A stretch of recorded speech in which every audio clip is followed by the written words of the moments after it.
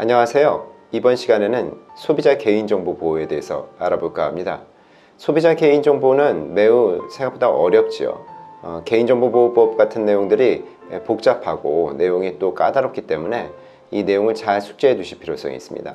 이 내용을 잘 숙지해 놓지 못하시고 잘못된 경우가 발생하는 경우에 있어서는 행정당국의 제재 또는 이제 과태료 등의 어떤 벌칙 규정을 받게 됨으로써 불이익을 받을 수 있기 때문에 잘 내용들을 숙지해 두시는 게 좋습니다. 그러면 실제 내용을 같이 보시면서 하나씩 살펴보도록 하겠습니다. 먼저 기본적인 어떤 예시를 하나 보실까 합니다. 이 개인정보 위반 사례와 관련돼서요, 마케팅 동의 시에 별도의 동의 절차가 필요한지 여부에 대한 사례였는데요. 해당 업체가 운영하는 홈페이지에 있어서 회원을 가입할 때 있어서 개인정보 수집 이용에 대해서는 동의를 받았는데요. 주문 확인이나 배송 목적에 있어서 이벤트 등에 대해서는 개인정보 수집 이용에 대해서는 별도로 동의를 구하지 않은 경우입니다. 그렇다면 처음에 홈페이지 회원 가입을 할 때 있어서 포괄적으로 개인의 정보에 대해서 미리 정보를 다 동의를 받아 놓을 수 있느냐라는 거죠. 이것이 이제 개인정보보호법 위반에 해당될 수 있는지에 대한 내용입니다. 생각보다 이런 것들이 실무에서 있어서는 헷갈리는 부분이 될 수 있습니다. 그래서 정확히 알아두지 않으면 내용에 대해서 확인이 안 되면 문제가 되는 경우들이 있는데요. 결론을 먼저 말씀드리면 위반이 된다라고 말씀드릴 수 있습니다. 이 사례에서 해당 업체가요, 홈페이지에 가입할 때 개인들에게 개인정보 수집과 이용에 대해서 동의를 받기는 했지만요, 그 밖에 어떤 배송이나 아니면 그 이벤트 정보 등에 대해서도 개인정보를 수집하려고 할 경우에 있어서는 별도로 그 목적에 구분하여 또한 동의를 받았어야 된다고 합니다. 이렇지 않고 포괄적으로 맨 처음에 받았던 개인정보 수집에 대한 동의, 이용에 대한 동의를 이 경우에까지 확대 적용하는 것은 기본적으로는 개인정보보호법 위반 행위가 돼서 벌칙으로서 1천만 원 이하의 과태료를 부과받을 수 있는 거죠. 이와 같은 사례는 수음 없이 많습니다. 그래서 이 모든 내용들은 차후에 말씀드리도록 하고, 기본적인 내용들을 말씀드리면 다음과 같습니다.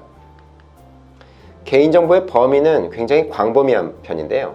일단 주민등록번호, 이름 또는 운전면허 번호나 주소, 전화번호와 같은 또는 생년월일, 성별 이런 같은 일반 정보에서부터요, 그 밖에 가족 구성원에 대한 이름이나 출생지, 직업, 전화번호 이런 가족 정보, 그 다음에 최종 학력이나 학교의 출신지 또는 어떤 자격증을 갖고 있는지 이런 것들에 대한 교육 정보 또는 병역 정보, 군대를 다녀왔는지 아닌지 뭐 이런 얘기죠.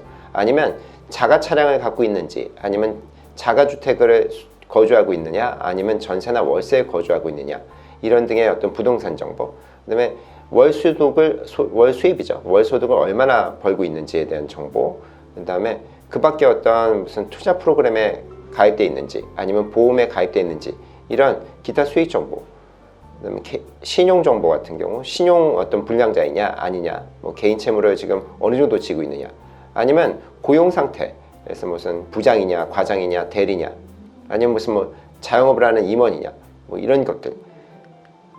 그뿐만 아니라요, 전과 기록이나 자동차에 대한 어떤 교통위반 기록 같은 것들, 아니면 이혼을 했는지 아닌지와 같은 법적 정보, 그러니까 수많은 내용들을 개인정보보호법에서 규정하고 있는 개인정보로 보고 있는 거죠. 동시에 이 의료정보 같은 경우, 그러니까 병원에 다닌 경력이 있느냐, 또는 암 뭐 이런 것들이 있는지, 아니면 뇌졸중이 있는지, 아니면 정신질환이 있는지, 뭐 이런 것들, 특정한 어떤 약을 먹고 있는지, 그 다음에 노동조합 같은 곳에 가입되어 있는지, 아니면 어떤 기독교를 믿느냐, 불교를 믿느냐, 어떤 정당을 지지하느냐, 이와 같은 어떤 조직 정보, 그 다음에 이메일 같은 것들, 그러니까 통신 정보죠. 그 다음에 GPS에 대한 위치 확인 같은 위치 정보에 대해서도 개인정보로 보고 있습니다.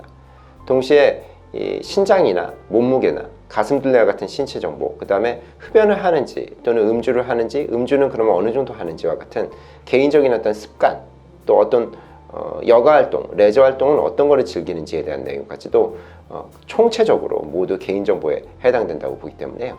이런 것들을 수집 이용하고자 한다면 먼저 동의를 받아야 되는 것이고, 경우에 따라서 별도의 이벤트성 행사를 위해서 별도의 어떤 이런 내용들을 추가적으로 확보하고자 할 때도 역시 동의를 필요로 한다라고 말씀드릴 수 있습니다. 생각보다 굉장히 광범위하죠. 그래서 거의 모든 것들, 거의 모든 개인정보들이 동의가 필요한 것이다 라고 이해하시는 게 좋습니다. 그렇다면 개인정보의 수집 이용에 있어서는 어떤 방식이 이루어져야 되느냐라는 말씀드리면, 목적은 기본적으로 필요 최소한 정도여야 됩니다. 그러니까 포괄적인 어떤 내용들을 중심으로 해서 쌍끌이식으로 이런 식으로 개인정보를 가져와서는 안 되고요. 필요 최소한으로만 수집을 했다라는 것에 법적 문제가 발생했을 경우, 쉽게 말씀드려서 개인 회원자, 가입자와 이 법인이 회사죠. 회사가 법적 분쟁, 이에 대해서 어떤 재판에 가는 경우들이 된다면, 이때는 사업자, 즉 개인정보 처리자에게 이에 대한 증명 책임, 입증 책임을 주고 있기 때문에 회사가 그 내용에 대해서는 미리 다 확인을 하고 어떤 증거들을 확보해 놓는 게 매우 중요합니다. 동시에 개인정보 어떤 수집 이용에 대한 어떤 조항들에 대해서는 명확히 가입자들이 이해할 수 있도록 표시해 둬야 됩니다. 쉽게 말씀드리면 쉬운 표현으로 이해할 수 있도록 약관 형태로, 약관 등의 형태로 미리 고지하는 형태가 돼줘야 된다는 겁니다. 특히나 민감 정보, 아까 같은 경우 이제 병원 의료 기록이나 아니면 무슨 뭐 특정 어떤 종교 이런 걸 믿는지 아닌지 이런 얘기들이죠. 고유식별 번호 같은 경우도, 주민등록번호 같은 것들이나 아니면 주소 이런 것들에 대해서는 동의 없이 쉽게 처리할 수가 없기 때문에 동의가 반드시 필요하고, 이것을 동의를 받았다는 것은 법인, 즉 개인정보 처리자, 즉 사업자가 입증을 역시 해야 되는 겁니다. 만일에 동의를 하지 않는다고 해서 상품의 제공, 즉 재화, 그 다음에 용역, 서비스의 제공을 거부해서는 안 되는 것이다 라고 말씀드릴 수 있습니다. 개인정보의 열람, 정정 또는 삭제를 개인, 즉 회원가입자가 얘기할 수 있는데요. 요구해 오는 경우를 말씀드리는 거죠. 이런 경우에 있어서 이제 법인, 사업자는요, 이 고객, 개인 회원이죠. 자신의 어떤 개인정보 열람을 요구를 하는 경우에 있어서, 그렇다면 법인은 10일 이내에 이 고객에게 열람할 수 있는 조치를 취해줘야 됩니다. 그런 경우에 있어서 열람 가능한 날짜나 시간, 장소를 통지 서면으로 알려주어야 되고요. 만일에 이 법인인 사업자가 연기나 거절을 하는 경우에 있어서, 다시 말해서 이 고객이 요구하는 거를 열람 요구를 말이죠, 연기하거나 거절하는 그런 사유가 있다라고 하는 경우에 있어서는 열람 요구를 받은 날로부터 10일 이내에 연기 사유 또는 거절하는 사유를 통지서로 역시 알려줘야 됩니다. 그 다음에 만약 연기나 거절의 사유가 소멸하는 경우에 있어서는, 그러니까 뭐 밑에 보시면 또 아시게 되겠지만 연기나 거절 사유는 또 특정되어 있거든요. 이런 경우가 사유가 소멸하는 경우에는 지체 없이 즉시 고객에게 열람할 수 있도록 오픈을 해야 된다라고 말씀드릴 수 있습니다. 조세 관련 사항, 그 다음에 이제 보상금 판단 사항이나 아니면 이제 배상금 문제 또는 다른 법률적인 어떤 진행 중인 어떤 감사나 조사와 관련된 사항들에 대해서는, 아니면 이제 재판에 계류되어 있는 사건들, 이런 것들에 대해서는 고객의 개인정보 열람 요청에 대해서 연기 또는 거절을 할 수 있다라고 규정하고 있기 때문에, 이 연기나 거절 사유는 이런 형태의 굉장히 제한적으로만 사용될 수 있다라고 말씀드릴 수 있고, 이러한 사유가 아까도 말씀드렸지만 소멸하는 경우에는 지체 없이 열람을 허락해야 된다, 승인해야 된다라고 말씀드릴 수 있죠. 계속적으로 개인정보 열람 삭제의 정정에 대해서 말씀을 드리면, 고객이 개인정보, 자신의 정보죠, 정정이나 삭제를 요구하는 경우에 있어서는 지체 없이 조사해서 정정, 삭제 등의 사유가 발생하는 경우에 있어서 조치를 해줘야 됩니다. 만약에 개인정보 삭제는 실시하는 경우에 있어서는 복구나 재생이 될 수 없을 정도로 완벽하게 삭제를 해줘야 됩니다. 동시에 삭제를 하는 경우에 있어서 삭제 후에 고객에게 반드시 통지해줘야 되는 겁니다.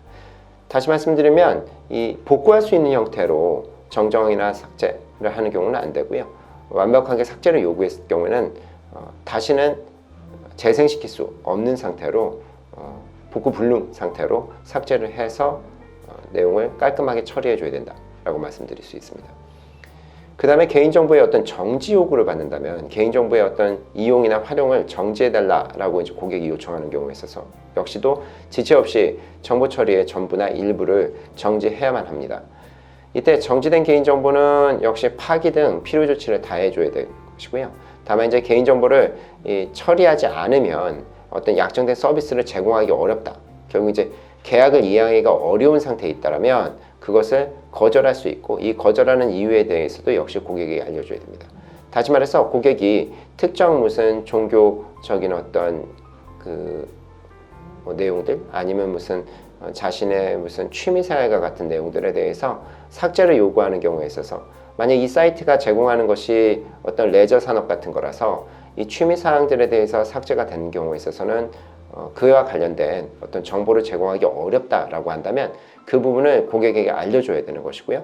고객이 그에 대해서 그래도 괜찮다라고 얘기한다면 결국은 삭제해줘야 될 필요성이 있고 파기해야 될 필요성이 있지만, 그렇지 않고 고객이 만약에 그런 경우라면 어쩔 수 없겠다, 그러면 뭐 삭제에 대해서는 일부만 해달라라고 하면 그때는 역시 그 부분에 대해서 맞게끔 처리해 주시면 된다는 얘기입니다. 개인정보의 어떤 내용들이 굉장히 복잡하죠. 그래서 만약 개인정보에 분쟁이 발생하는 경우에 있어서는 개인정보의 어떤 분쟁 조정 절차는 어떻게 되느냐.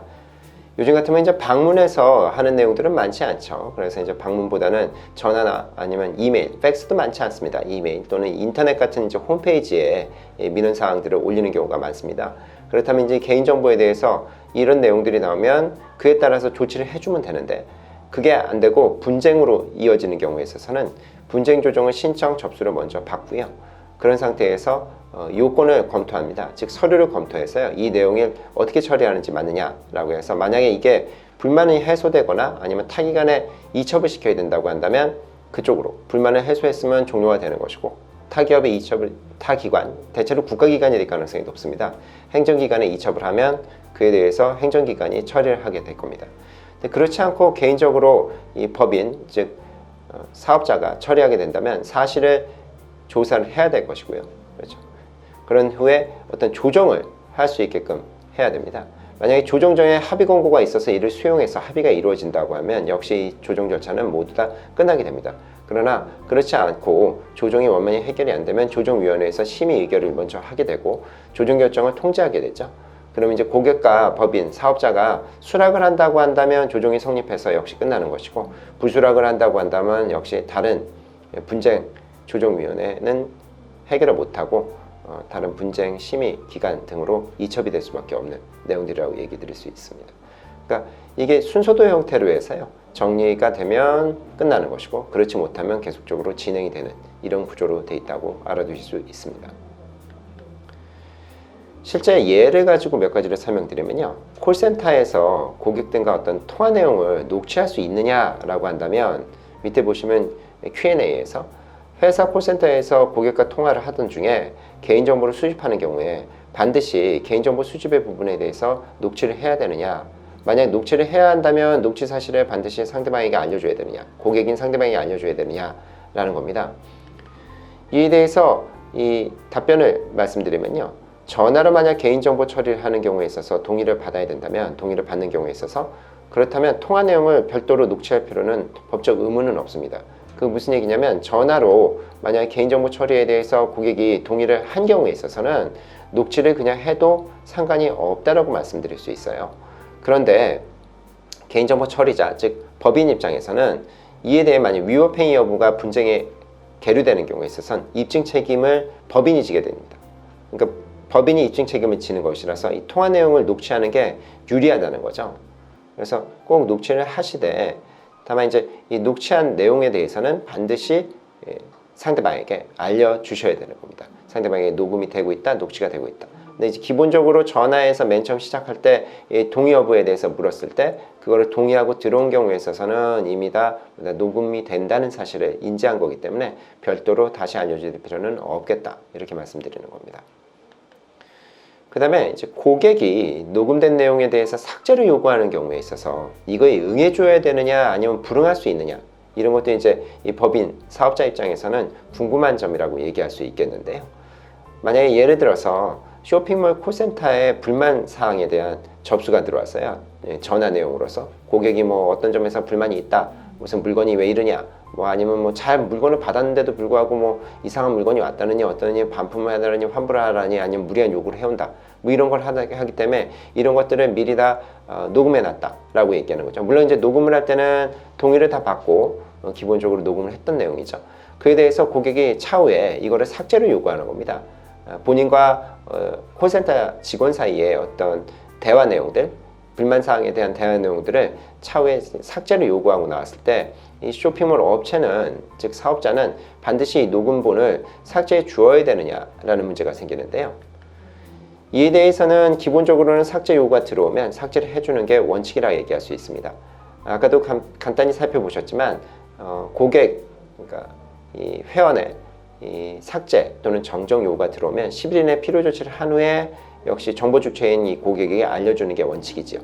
그런데 문제는 다른 법령에 다른 규정이 있다고 한다면 그에 따라서 뭔가 꼭 삭제하지 않고 보존해야 될 필요성이 있는 경우도 있습니다. 대표적으로 전자상거래법 같은 경우에 있어서는 이 표시광고 기록 같은 건 6개월, 그 다음에 계약과 청약의 철회 문제가 있었던 경우에는 5년, 대금 결제, 재화, 공급 기록 매우 중요하죠. 이런 부분에 분쟁이 많을 수 있는데 5년. 그다음에 방금 전에 보셨던 것 같은 어떤 소비자 불만이나 분쟁 처리 기록 문제 등 같은 경우에는 이 내용을 3년 이내에 계속적으로 보존해줘야 되는 게 법적으로 규정되어 있습니다. 따라서 고객의 삭제 요구에도 불구하고 해당 내용들은 보존이 가능하다라고 말씀드릴 수 있습니다. 그래서 개인정보보호법은 무조건 우선시 되는 게 아니라요. 다른 법에 다른 규정이 있으면 그 다른 법에 따라서 먼저 적용을 받고 그 다음에 이제 개인정보보호법이 적용이 될 수 있다. 이렇게 보시면 좋습니다. 하나 더 살펴보시면 개인정보가 포함된 게시글에 삭제 요구가 들어오는 겁니다.